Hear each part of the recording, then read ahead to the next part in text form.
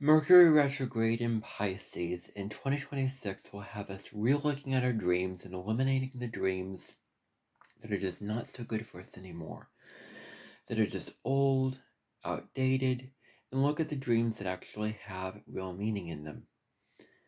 It's going to really help us to look at our intuition very, very strongly and notice where we are not trusting it enough. These are just a couple of things that Mercury retrograde in Pisces will help us really tap into. And in this podcast, I'm going to be discussing, the real meaning of Mercury retrograde in Pisces, which is a time period that spans from February 25th to March 20th. Now, if you look at the past previous Mercury retrogrades, you're going to find that the dates are shorter. The one in the middle of the year is longer, and then there's one from the 24th of October to the 13th of November later this year, which is a reasonable period for the Mercury retrograde. But 2 out of the 3 Mercury retrogrades this year are extra long. So get used to it, get comfortable, get acclimated, get really, really comfortable with this energy because it's going to be around for a good amount of time, more than it has in the past. And I'm going to give my biased opinion on this.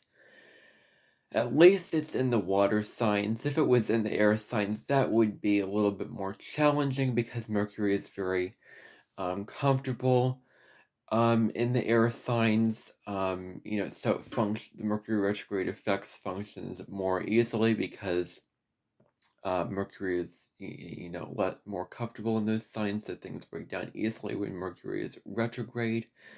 It's just I can't really find a way to connect the dots to that right now, but that's basically what happens.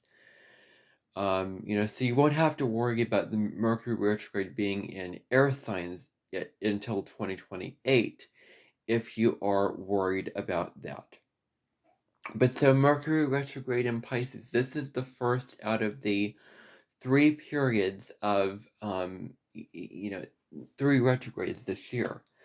And I just find it so fascinating that the Saturn-Neptune conjunction occurs on the day that I'm doing this podcast, February 20th. And it's a brand new beginning, the beginning of a new age, a starting point. You're setting new structures for your life. You're initiating brand new things.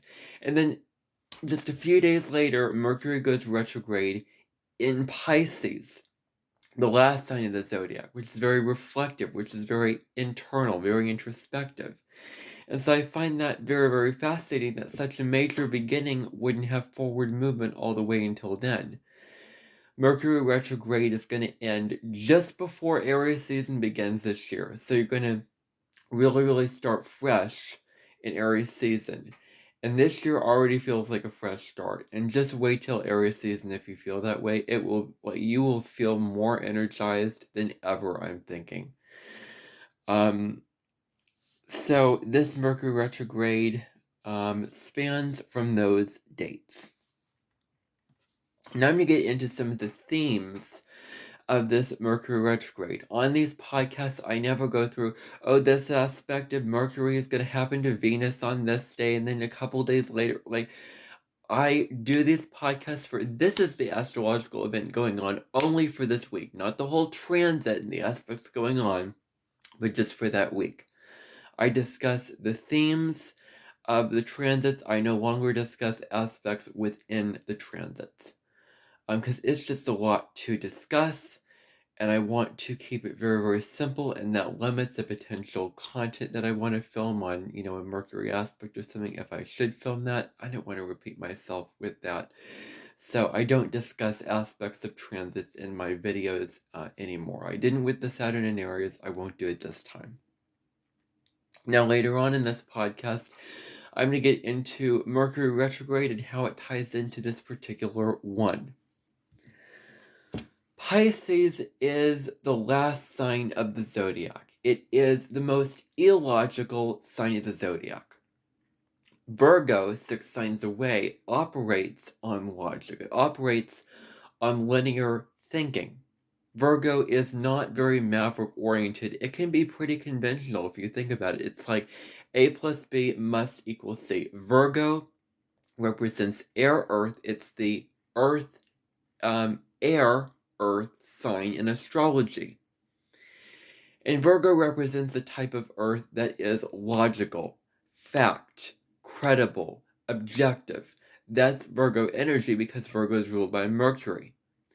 And so Virgo is sort of a sister or cousin to Gemini, who is also ruled by Mercury. Whereas Pisces is so, intuitive and so dreamy. Like Pisces energy doesn't operate on, on this format of logic that runs our daily lives. It runs on feeling, it runs on mood, it runs on vibe.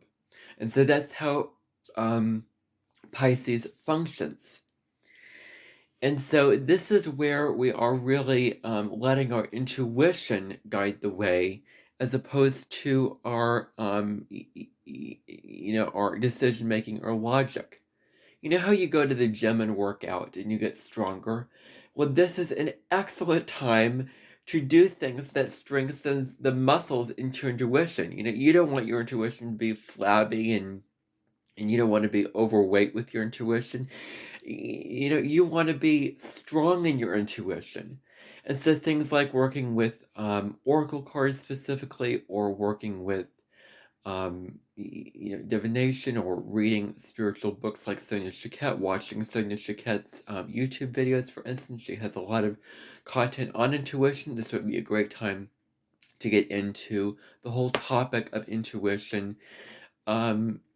Probably get interested in that and concerned with that, and focus our attention on that as a collective and on the individual level, in order so that we can work on strengthening it, because we want it to be strong, because they say intuition is the sixth sense. Well, according to Sonia Choquette, it's the first sense is the most important. Now, I'm going to tell a little bit of Sonia Choquette's life here because I want to paint a picture of this. She grew up in a household where, um, you know, I believe, I may be wrong, I don't want to assume anything, but I believe that her mother was probably, she mentioned both deaf and blind, maybe one or the other. Point being, those two major, it's like, if you ask the question, if you had one sense to go without, what would it be? Or if you were to keep one sense, what would it be? Well, the factual, definitive answer, according to spiritual principles, is your intuition.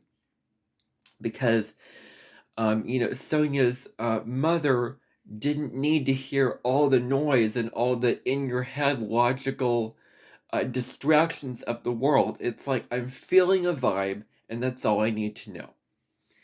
And so, can we tune out the distractions? Can we get off the news during this time? Because, oh my goodness, I could go into a whole discussion about this now, and I think that I'm going to a little bit. One of the things that I'm going to jump to is confusion, and we may get very confused on what we're hearing, and so I'm going to be discussing that a little bit later. But if we could turn off the distractions and the news, or know when social media is draining us, and I think that protecting our energy during this time is very, very important. It's a good time to notice when you feel drained and to be aware of that. I felt drained by social media. Personally, I've been on it way too much this week. I've been consumed by it. I've been totally sucked in and absorbed myself. I've been posting like crazy. I've been making stories like a maniac. I'm not doing that anymore, where I ranted about, AI, which is not the appropriate place or setting to do that in. More videos on that conversation. I'm not going to go into it here. But it's about tuning out what really sucks your energy down. Such as the AI YouTube Shorts feature for AI that I discussed. That's an example of something that can really suck your energy like a vampire if you're not carefully using it. So there's a difference between logic and intuition. Logic is very egoic, intuition is very soulful. Intuition is does not operate on logic. It's like I get a feeling and it's not clear. Like intuition does not communicate on this word, this phrase, this order in your mind in an intellectual way. It communicates more through a feeling based way. And if we're very, very logical, if we have a lot of air or earth in our chart, we are so used to being logical, or a lot of Saturn energy in our charts. We're so used to being caught in the logic that we completely neglect the intuition. And Virgo can learn from Pisces a whole lot about that.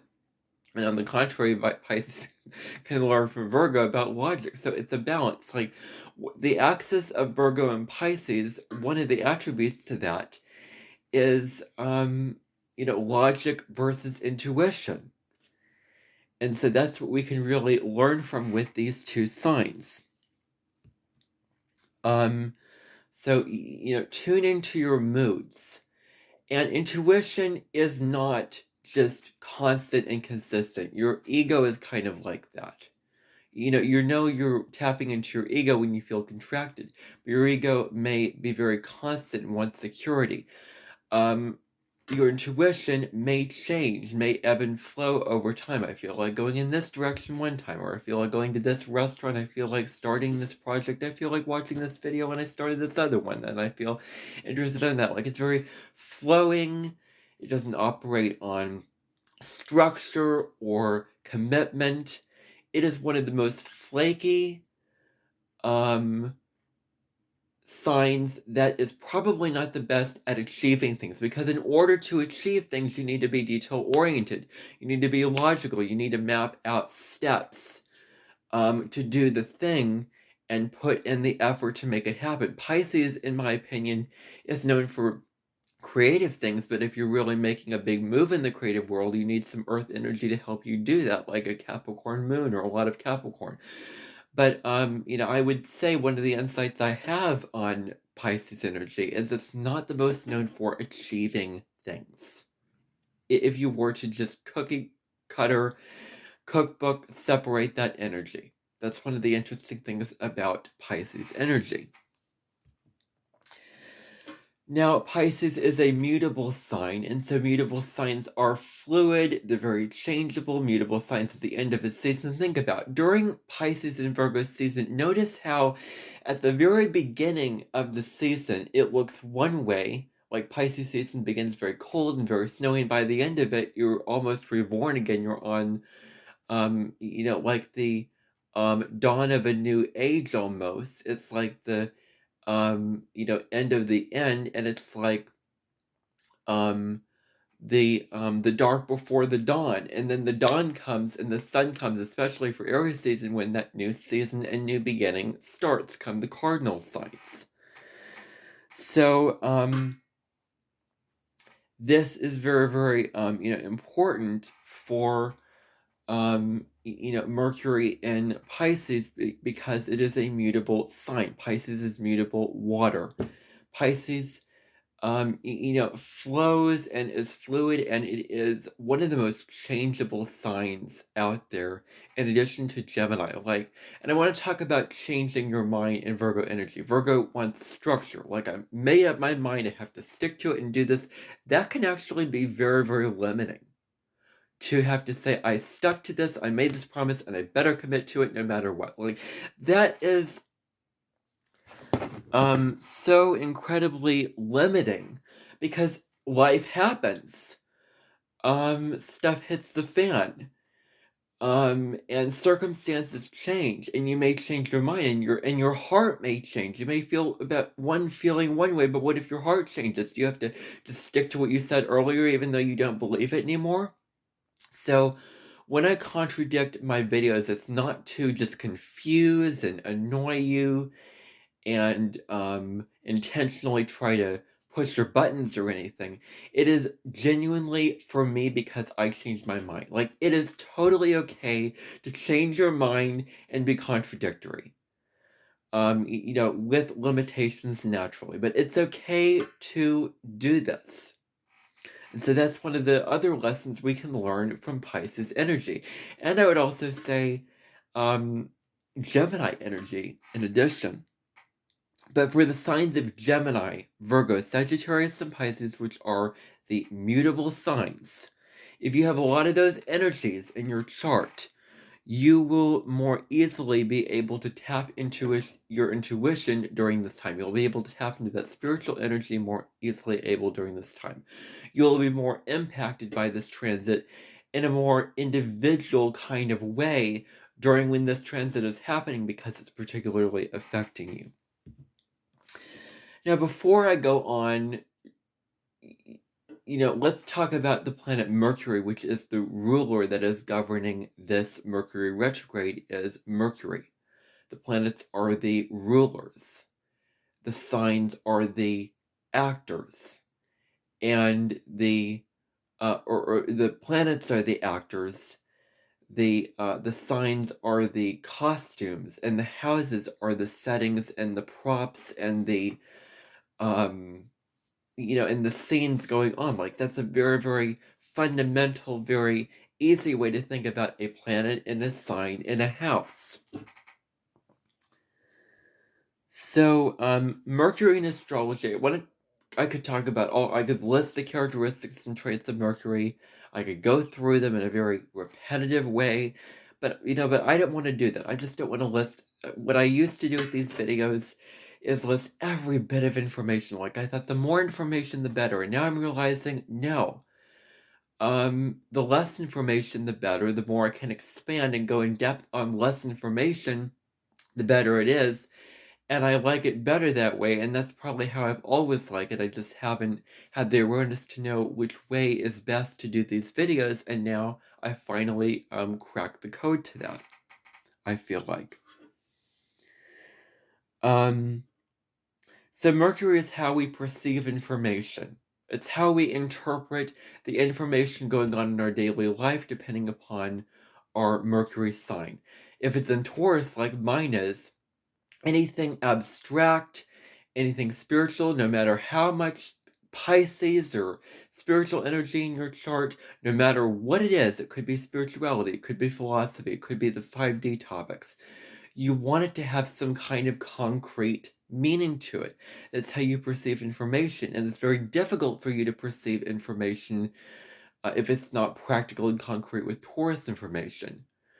With Leo energy, if you don't feel it in your heart, if Mercury in Leo, if you don't feel passionate about it in your heart, and if there's lack of creativity within the content of that information, you're also going to have difficulty perceiving it.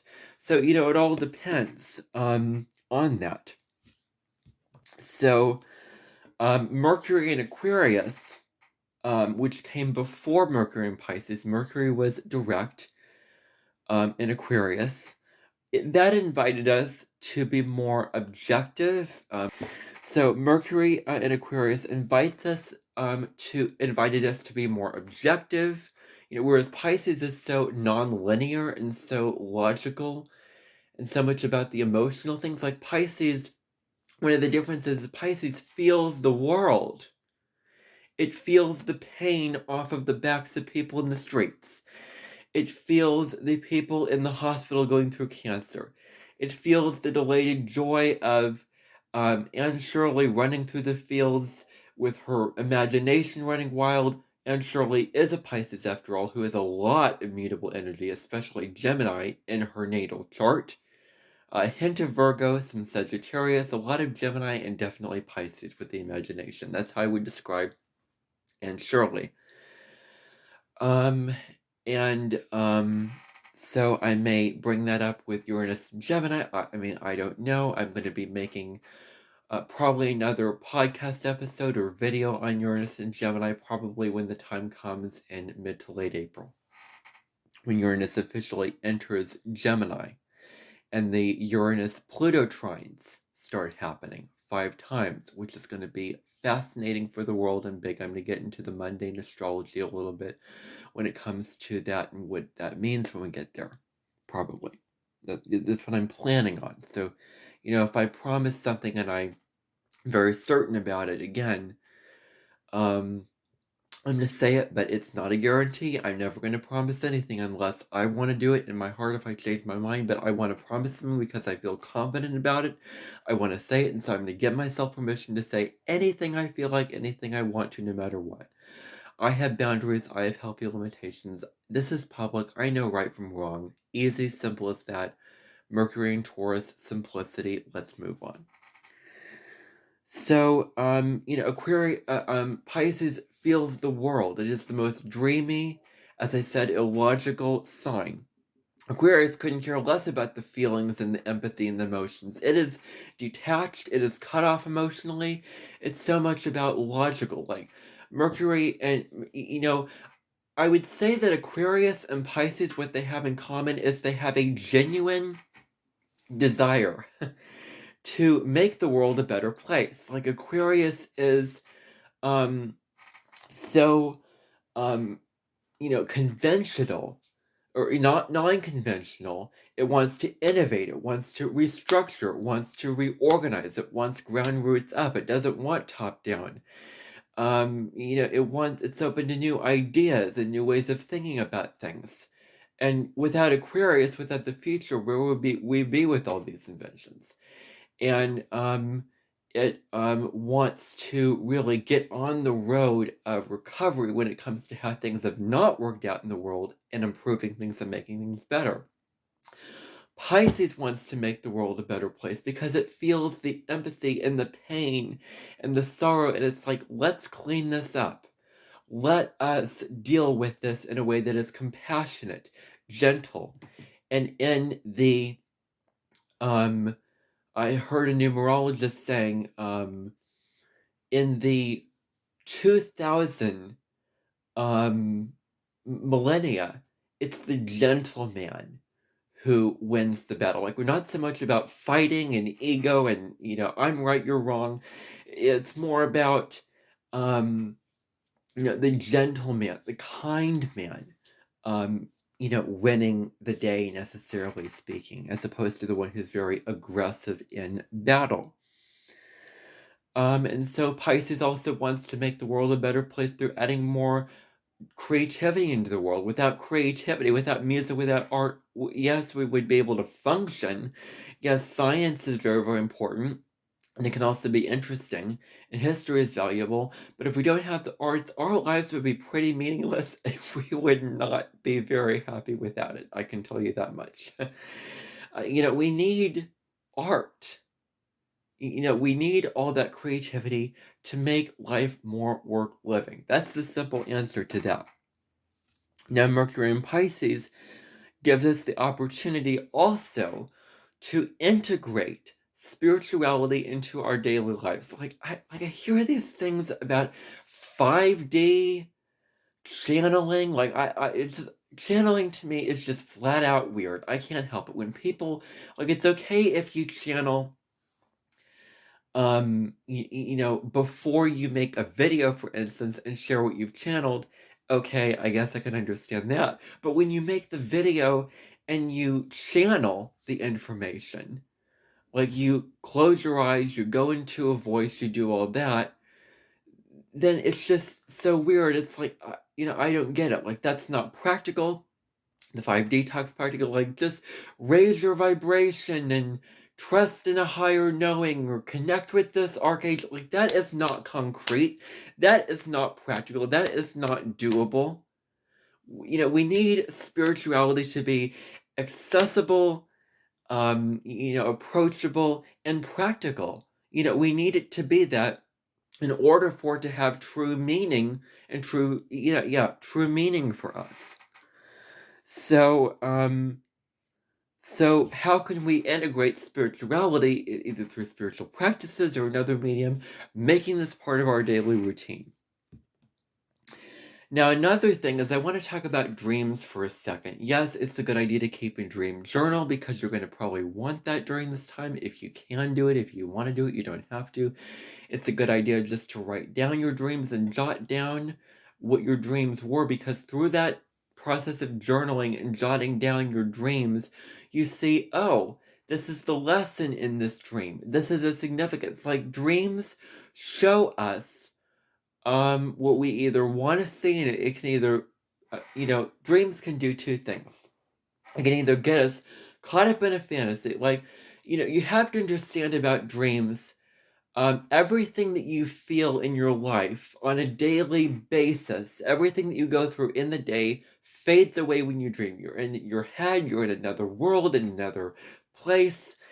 And so dreams can either get you caught up in that and you wake up going, oh, I wish that was real. Oh, I didn't want to wake up from this dream. And then reality is hard because you have to rinse and repeat, go to your job, make things happen, make things happen, do things in an efficient kind of way. But the other side to dreams is that they can show you, this is what I don't want to have happen in my life. By this dream of you drowning or ending up in a fire or getting stung by a wasp in the Amazon. And it really hurting very badly. And so dreams can kind of show us like, hey, this is not what we want. So it can direct our decisions. I'm not saying become, in fear because of your dreams and live a limited life, but become more aware or knowledgeable about, okay, I experienced this in my dreams and this shouldn't happen. Like, that's what I feel about dreams. I dream them and it shouldn't be my reality. Like, I have that belief very, very strongly ingrained into me. And I am really, really mad when that dream becomes a reality. Like, sometimes I hear people say things to me and I'm like, this should be in a dream. This is too bad to be true. Or maybe on the other hand, too good to be true. And there's a reason why they say, if it's too good to be true, it is. And they say that for a reason. The other thing is that we're all interconnected. Pisces is the ocean.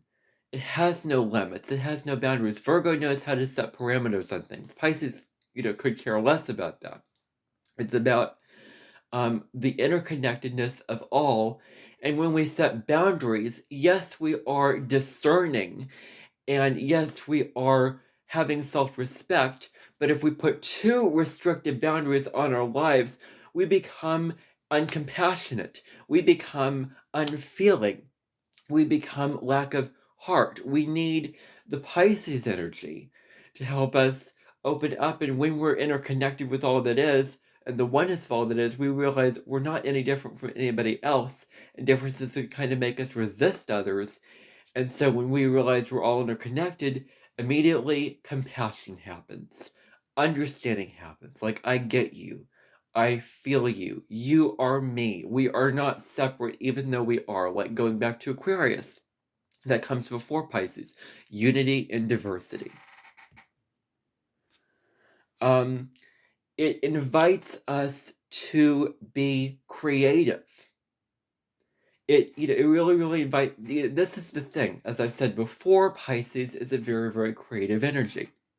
And so this is a good opportunity for us, if we've been ignoring creativity, if we've been focused on the logical side of our lives, just simply get up and take action and write a poem, sing a song, the typical things. Do something that you define as creative. It doesn't matter what the medium is, as long as you define it as creative in the end. So I would encourage you to do something creative, and it really allows us the opportunity to awaken and strengthen our creativity. Now, we could be caught up in a dream during this time. And as I talked about the benefits and the downsides of dreams. We could be caught up in a dream, not knowing where to go from there. And so there is escapism with Pisces, which is like, Pisces is one of those, like, an astrologer referred to Pisces. If there was a spaceship that arrived on Earth, Pisces would be the very, very first one on Earth, because it wants nothing to do with this mundane, logical, linear, uneventful, uncreative life that Virgo is all into and, kind of obsessed with and, neurotic with at times. And Pisces could care less about it. Pisces just wants to avoid it, and it's a sign that wants to escape into the ethers, into the, another world. Pisces at the high road blends the worlds between the practical and the logical, and that's one of the high roads of Pisces.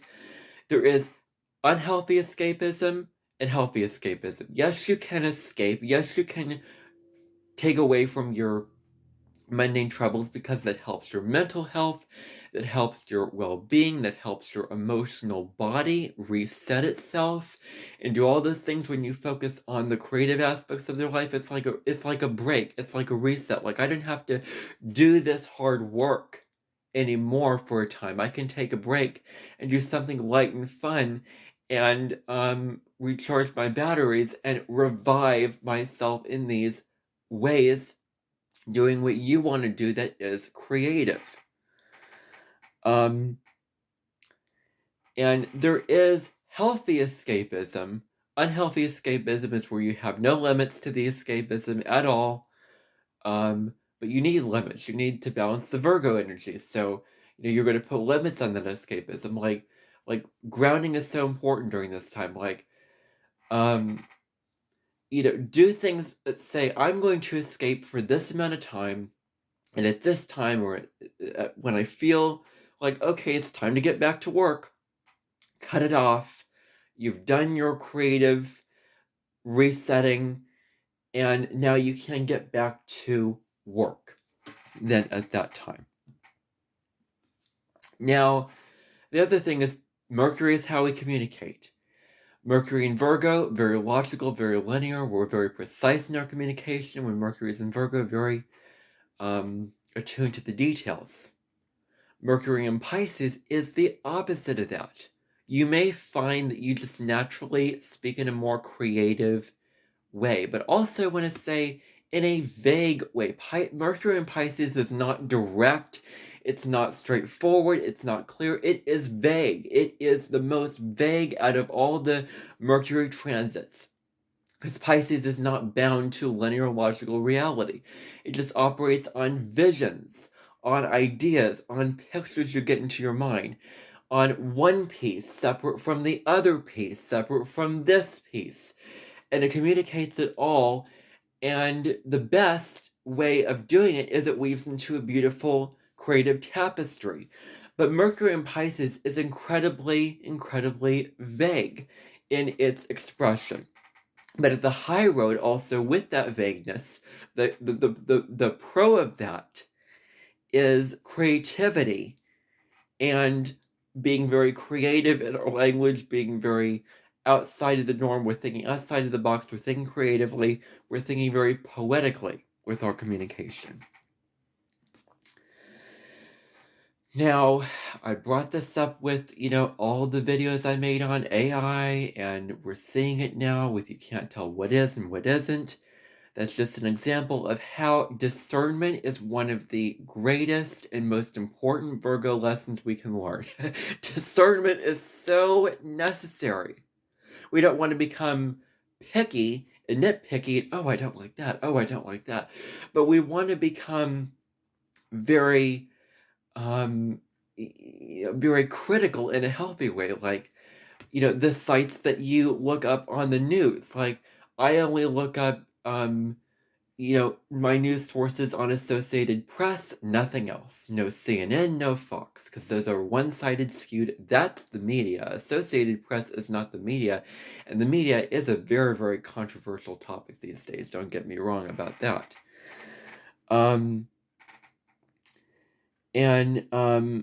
So we need to have discernment in order to differentiate, being critical. Because if we're just open to everything and we like everything, we have no personality, we have no interest, we're not relatable, we have no likes and dislikes. We would be just all scattered out, and we probably wouldn't be too committed to things because we're just into everything. That's very Gemini quality with this. We need to have things that we like and things that we don't like. I know the album picks on, like, I have Spotify Premium, and it gives album picks, and just it's giving me a lot of songs I don't like. I can discern.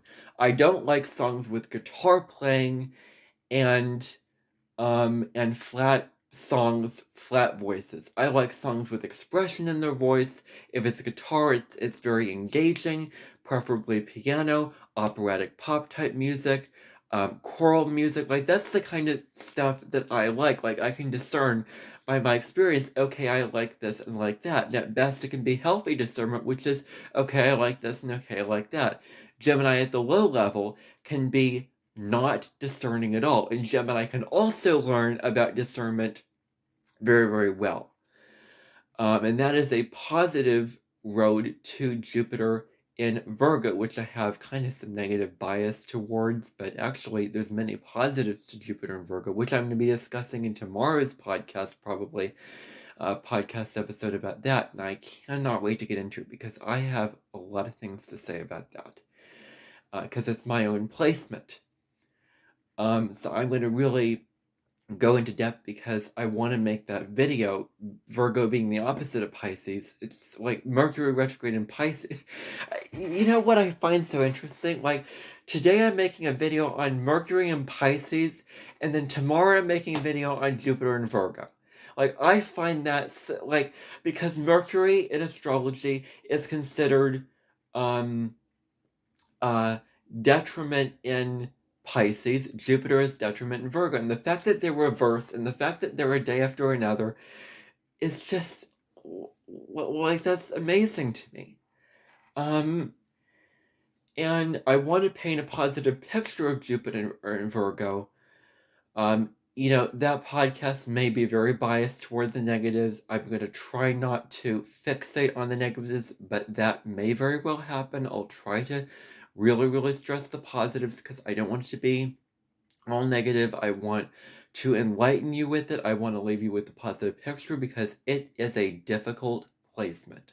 It is a difficult placement to live with in my mind, especially like me, you have it retrograde. It is, you know, there's a lot of lessons to learn with it. I've lived long enough to learn those lessons. I'm going to get into that. In short, I don't want to discuss any further information on that. I just thought that was so neat to bring up. So we need to discern between what is fact and what is fiction. What is true, what is not true. What is a lie on the internet, what isn't. Like, know your sources. Be discerning about the sources where you get not only news, but other information on the internet, for instance. We can also look at things from a more emotionally based perspective. We can look at things more emotionally as opposed to logically. Look at it through a feeling, like, how do I feel about this? How do I see things through my feelings about this, as opposed to my logical mind? There are some things in life that cannot be understood by logic. And that is Mercury retrograde in Pisces. And that is a really, really big lesson that Mercury in Pisces will also teach us. Is that there are some things that you just can't learn by linear logic. There are a lot of things like that. There are nuances. Life is not black and white. You know, like, we have to understand these things. And with my Gemini energy, for instance, I'm open to the nuance. My Mercury in Taurus likes things very simple. So I have both of those energies going on in my chart. You know, as you can see when I shared my placements with you earlier today. So, I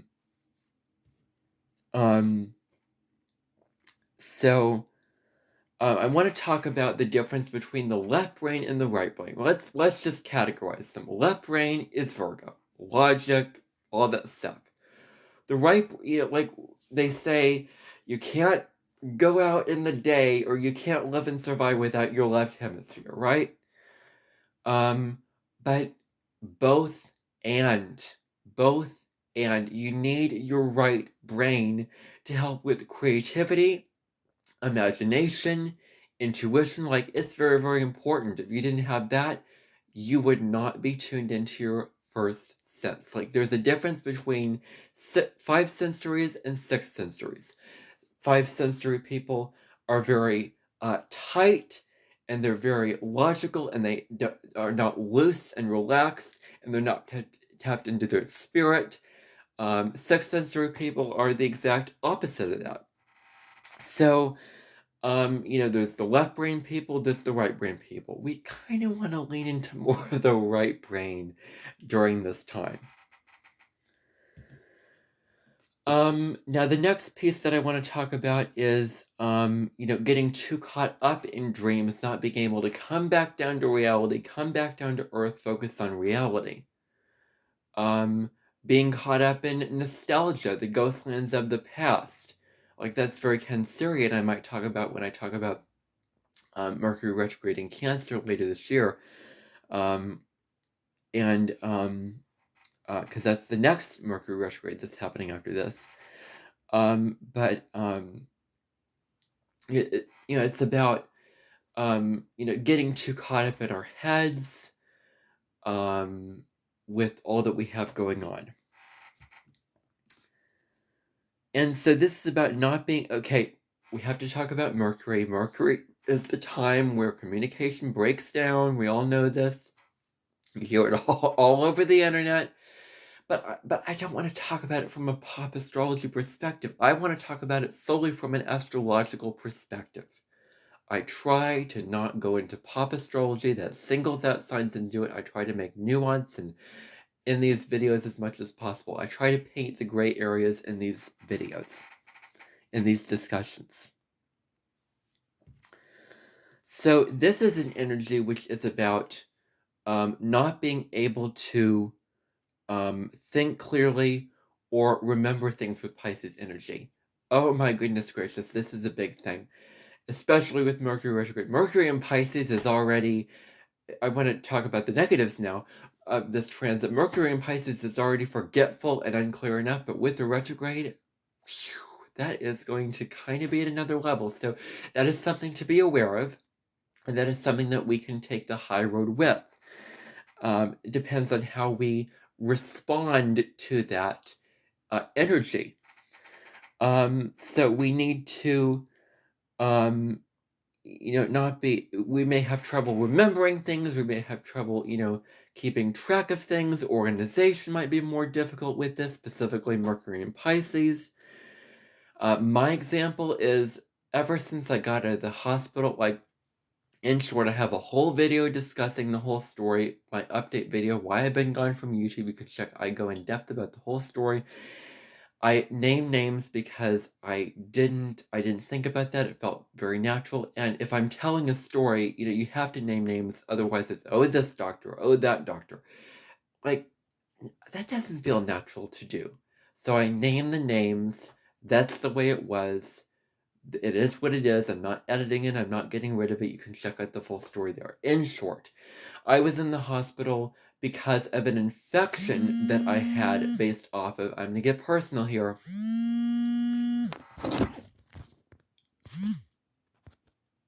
Sorry, someone was calling me just now and I ignored it because I'm not going to compromise this podcast. So I had an infection, with my, bowels. They, they, faltered or did things. And it caused me to lose focus at work. It caused me to lose concentration. And as I was reading as I got to the hospital, that's when I noticed it. I was reading this book and I could barely follow it. And then now I'm reading it, it's like, I can follow this. I didn't know why I couldn't follow this before. Like, that's my example, but I've been forgetting my thoughts more easily. Like, it's harder to concentrate. I've been having trouble concentrating lately. Like, that's my example of this. So be mindful of this during this time. Now, some of the positives and negatives of this is that, oh my goodness, this is a big one.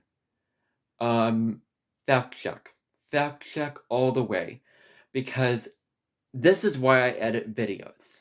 Like I'm telling you, I didn't edit my video today because I was too lazy and it was time consuming. But I said something that I don't think that was true.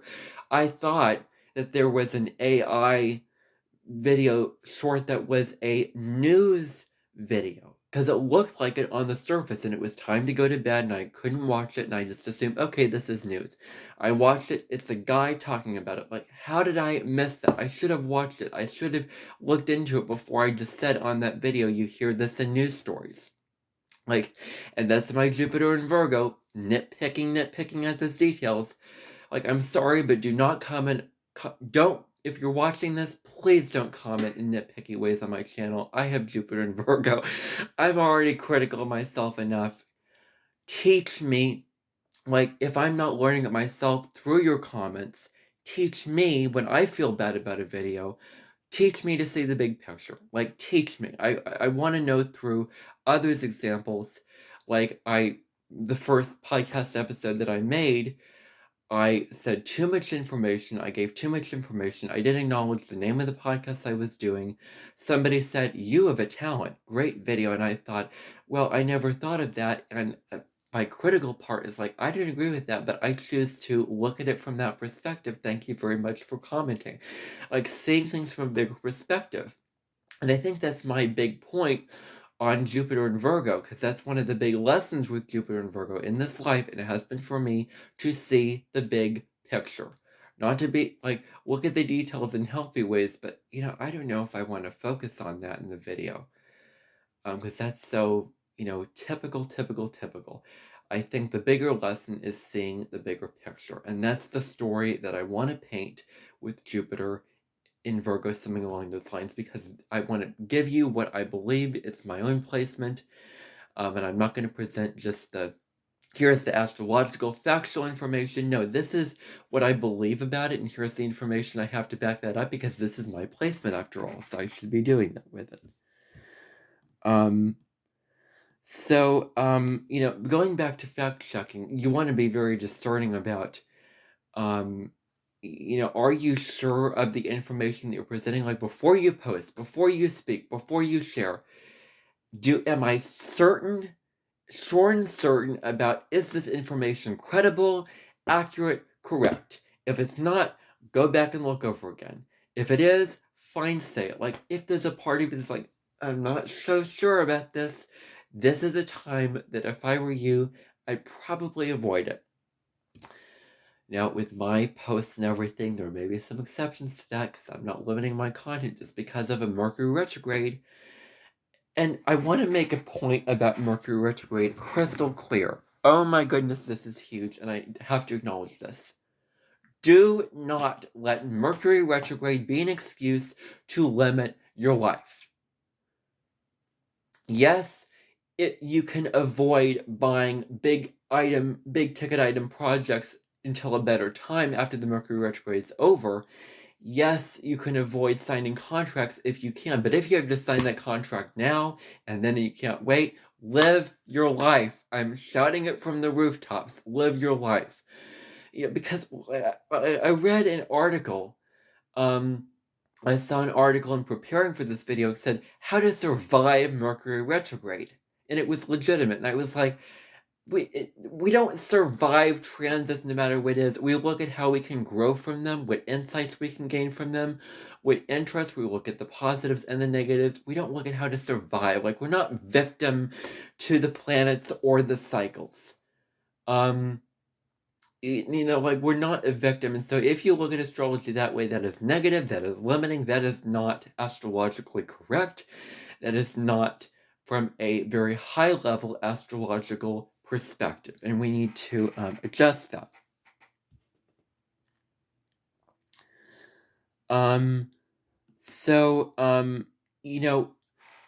During Mercury retrograde, especially this one, Pisces is also a sign that can lack some clarity. Virgo is like clear, logical. This is the way it is.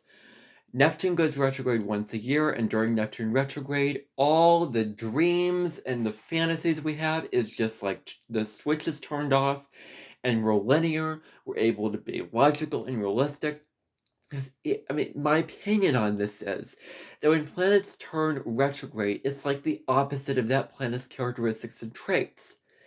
And so Neptune is, if Neptune is dreams and fantasy, the opposite of that is realism and logic. And so that's what we find with Neptune retrograde in Pisces. So clarity of knowing will probably come after the Mercury retrograde is over, because Mercury is direct again and we can learn from the Mercury retrograde.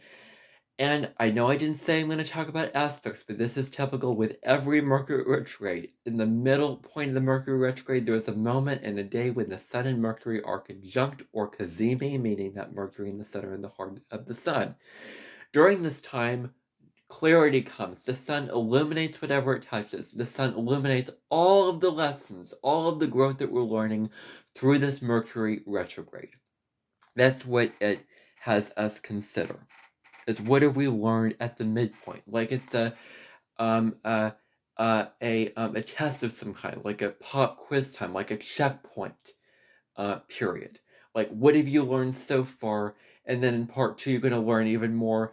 And then it's like a quiz before the test kind of thing. You're taking your quiz, and then the big final exam comes after when Mercury goes direct.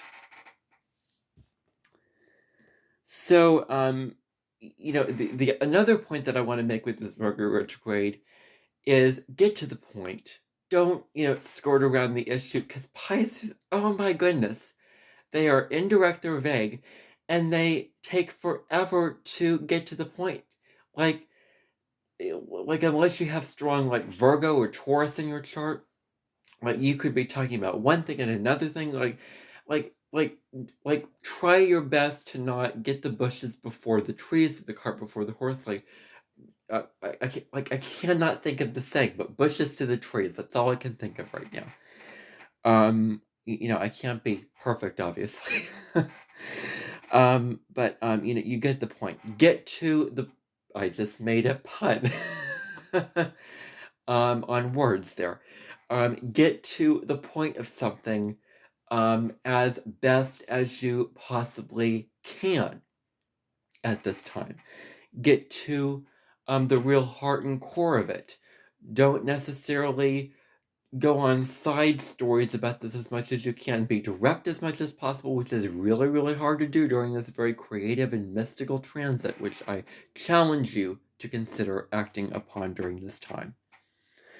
Avoid getting distracted. It is so easy to get distracted. Pisces just spacey, distracted. Like, they stay on course, and then, like, they have probably, in my opinion, the worst attention span of all the zodiac signs, because, like, they're focused on something, and then they are just, off in a whole another direction a minute later. Like, they get distracted by something, they watch a little bit of a video, they watch another video, and they can't stay on course, and they're just all over the place. They're disorganized. They're they're messy. They're, all that kind of thing. And so stay on course as much as you can. Another thing I want to talk about is privacy. We feel so open and so, open that we don't have any boundaries. Boundaries are so important, especially what we share. I only share what I'm comfortable sharing. I do not share with you what I had for dinner last night, or that my work, the job coach didn't come, and I'm stuck in a rut. This personal details. They carry no significance, no lesson. Like, I don't share those things with you because it doesn't feel right to me. It doesn't feel like me. It doesn't feel natural. It feels so trivial that it's just not worth my breath and energy to share with you. And I will not share anything that is not worth my breath and energy to share. I'm going to tell you that right now, that's, very much in the percentile of what I mean here. So, So privacy is very important. Also keeping your files private, knowing where to keep your files, keep them in a good place, because things can get lost during Mercury retrograde. Um, you know, um, and so another point that I want to make with this is Pisces is, it's so emotional that so we get so sucked into the emotions and such into delusions and illusions and our fears that cloud our sense of logic, our sense of grounding, our sense of reality. And so I'm telling you flat out, don't allow your fears to interfere mess up your life during this time, because you're afraid or you're resistant. Um, because, your fears really, limit you, of course, but, your fears can cloud your sense of logic. Like you may allow your anger, whatever emotion is, or your rules or your restrictions or whatever you do to be clouded by your bias combined with your fears. So be mindful of that. And going back to the objectivity piece, take one of those Virgo lessons of objectivity here. It's all a balance. Now, typically, they say, astrologers advise, double check things, read things carefully, read things through. Guess what I'm going to do? I'm going to do it in a way that is not OCD. I have lived through OCD. It is rough. It totally consumes your life. It totally messes you up from living a normal life. I am not going to engage in that energy again of washing my hands over and over again. Cleanliness and contamination. That was a big part of what it was, probably the only part of what it was. Now it's taken on more of an obsessive form. But, I was repeating things over and over again. And I have done all this work to learn how to not do that. I don't need a single person telling me, double check over and over again, double check over and over again. Like, that's okay. I've done that. It hasn't worked. No, thank you. I'm going to be okay with uncertainty. I'm going to be okay with things unless I can easily change them and it's not OCD to do so. Like, I'm going to be okay with uncertainty because that's one of the lessons of getting over OCD is being okay with uncertainty. I'm, being okay with uncertainty, being okay with doing things and saying, I've done it, I'm not going to do it again. Don't come and tell me about the importance of checking things over because that has worked for me and I've taken it to extremes. It's like your South Node. You don't relearn your South Node in this life. That's not the point. You're not here to learn your South Node. The South Node is the over-exaggerated part of you that is just too much. You've taken it too far. And in order to get far in this life, you have to balance it out with the North Node, something different. Know what people's South Nodes are so that you don't even unintentionally be mindful of knowing what their South Nodes are so that you don't reinforce the lessons of their South Node and you don't keep them stuck in the South Node loops over and over again. Like, that's not healthy. Be knowledgeable, study their North Node so that you can help them learn and tap into their North Node in gentle, not threatening, not blunt and sudden and abrupt ways, but in gentle ways where they're willing to go in that direction to motivate and inspire them to go in the direction of their North Node. Keep your feet on the ground as much as you can. Meditation, whatever you can do to ground yourself, very important. Just like any Mercury retrograde, miscommunications and misinformation, like misinterpreting something, be very clear in your communication during this time because you may say something and it may be misinterpreted not only on an informational basis, but you may say something and it's like the person got offended by it. You end up in arguments because of miscommunication. That certainly happened to me one time in my life. I'm not going to go into that though. But you can have arguments. You could have frustrations and anger, even battles, because of miscommunication. And it's not that Mercury retrograde causes more miscommunications. Is we're more aware of when there is miscommunications. We're more tapped into that. That like planets reflect us. They don't do things to us. Now, I will admit it is fascinating to look at it through the planets do thing to its perspective, but that is just not right to look at it through this perspective because planets are entities. Planets do not have a mind. They don't have emotion. They do. Like, people make things happen, not planets. Don't get those confused. Anyway, I've gone on long enough about this. Thank you for tuning in. If you like this podcast, then continue following me for more episodes. Tomorrow will be Jupiter in Virgo, which I will be discussing in depth. I'm very anxious to make that podcast episode for you. I don't think a live stream or a video presentation would be appropriate for that. I think a in-depth podcast would be the most appropriate format for that. Anyway, bye for now.